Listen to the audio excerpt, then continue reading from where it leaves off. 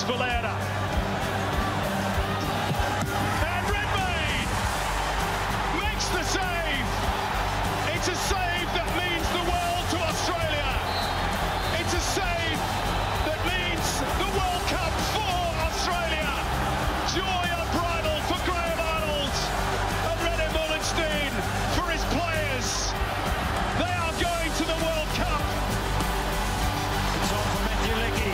Matthew Leckie cuts back inside, one way then the other. And he scores for Australia. Matthew Leckie embraces the moment for the Socceroos.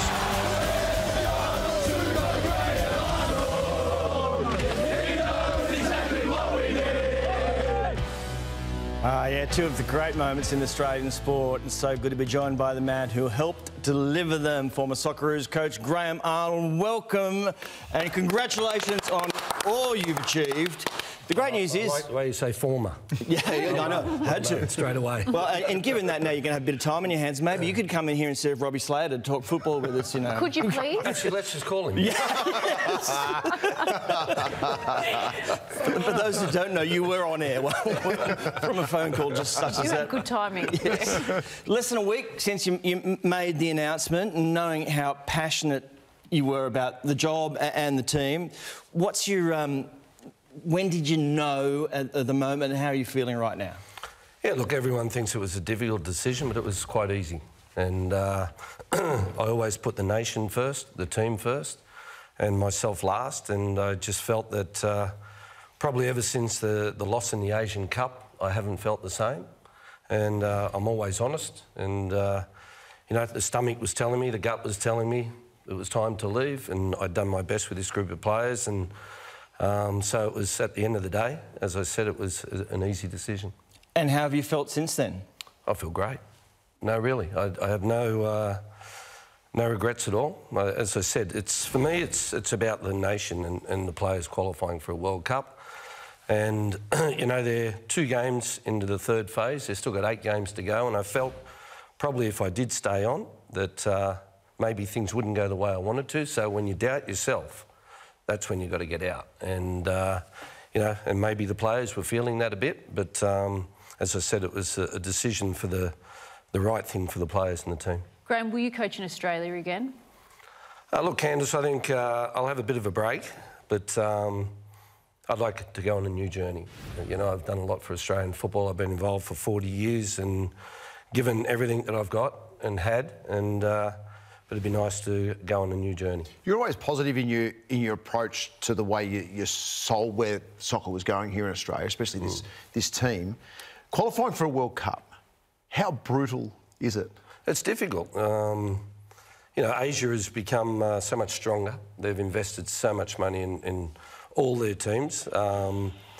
And, you know, so it is difficult, you know, but, you know, for the boys, they've got to just move on with this and get on with it. I've spoken to a number of the boys you know, about the reasons and why I did the resignation, and they're all understandable, you know, because 6 years in a job is tough and it's long, and especially the national team.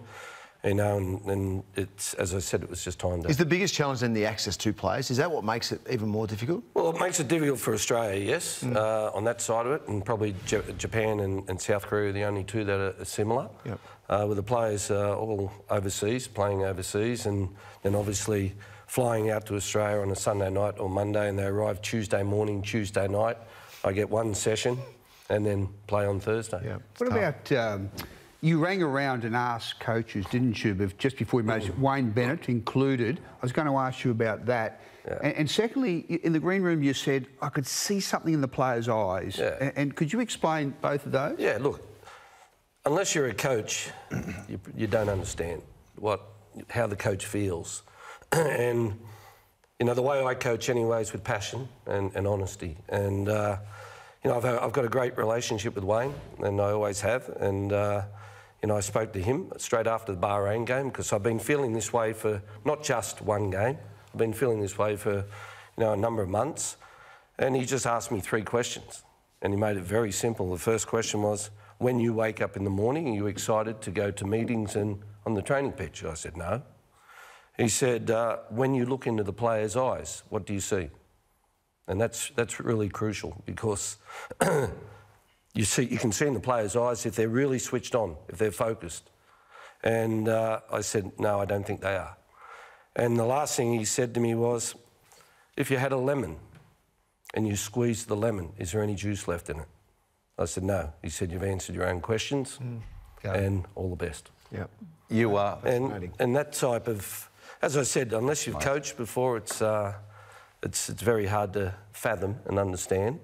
But I've always been prepared for big decision, and the gut always takes over that decision. And as I said, I'm very happy.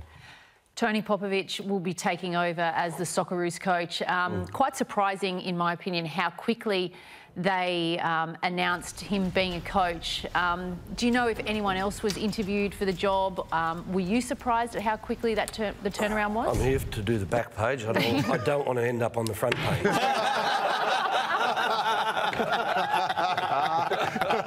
You are. I've got his job now. Arnie, that you'd spoken to Justin Langer, Eddie Jones and Chica, and asked their counsel too. What did they have to say about that was a number coaching? of years ago, Michael Checker and Eddie Jones, and it was a talk about how coaching your nation is probably the hardest job there is. And Justin Langer, I had a conversation with him and he sent me a beautiful text, and I've had so many beautiful texts from ex-coaches or coaches and sports stars and a lot of cricketers in that. And Really? Who would be? Justin, Steve Waugh. Oh, really? You know, Trent Robinson. Yeah. You know, these guys that Robbie Farah. So there's a heap of them that sent me texts about what a great job I had done. And, you know, what I tried to do and what I did do is build depth for the squad. And I do believe I'm leaving the squad very strong.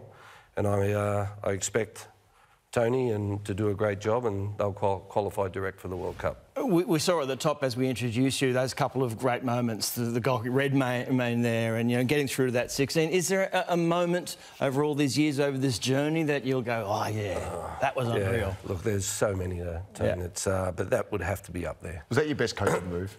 No, the gut told me. Yeah. And I'll tell you again, it was something I didn't question or doubt. I just thought it was the mental side of the game that to play against Peru and do that was a big decision. And you know, I've always, as I said, I've always gone for it with big decisions, and that was a big one. That was probably either I'd be sitting here tonight or I'd be in a Winnebago up in the north of Australia somewhere. But no, look, I've had a wonderful time. 6 years. I've loved every minute of it, and as I said, I just want what's best for the players and the team. You talk about that new journey, a different journey. Were we talking politics? Well, I've already got another job. Can you share it with us? South Sydney goal kicking coach with Wayne Bennett. Listen, you can't make I used to be a goal kicking coach. You thought Ryan Girdler. If Wayne needs one, I'll be ready. Have you got anything you're really looking at? No. I never had anything before the decision. I just need a few weeks off because, you know, for 6 years, it's every day.